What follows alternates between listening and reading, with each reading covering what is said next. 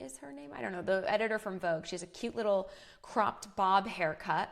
She comes in and she brings me over to her table and she opens up this big binder. And she pulls out a short little pendulum. If you're seeing this on Spotify or the video, I'll show you mine. It's like short. Most pendulums are really long. She opens up this. She starts clearing the energy. She says, what do you think is blocking you? At the time I said money. I feel like I know how to make money and I feel guilty keeping it. So I move it off. Like I spend it. I do different things. Like I kind of get weird holding a lot of money, or even more so anyone knowing if I have a lot of money. That feels very weird to me too. So she goes, okay, that's fine. She pulls out her pendulum and she opens up this chart.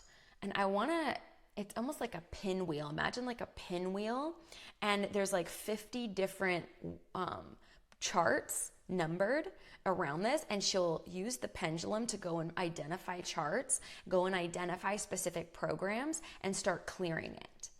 As one of my very intuitive friends has told me, she goes, Peyton, this is probably one of the most left brain healing modalities I've ever seen, because right brain is more, let the information just come in and just speak what you see, what messages you hear, what feelings you get, and allow spirit to really put a lot of color into what message wants to come through to you, to someone.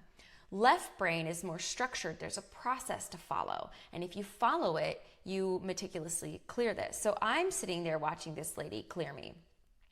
And at one point she talked about how there's someone who, and I'm not going to name it, there's someone in my actual family who in a past life was my son-in-law and killed me prematurely so that my daughter could inherit my wealth. I was apparently a very wealthy woman in this time.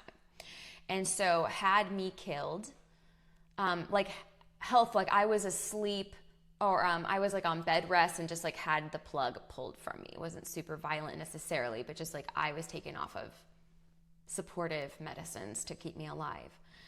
And I started to feel my body relaxing as she's clearing this.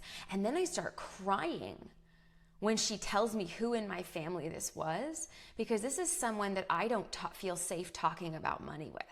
I'm aware of that. I avoid the subject of money with this person. And I'm sitting there going, my gosh, this is either the weirdest thing I have ever experienced, or this holds a major breakthrough.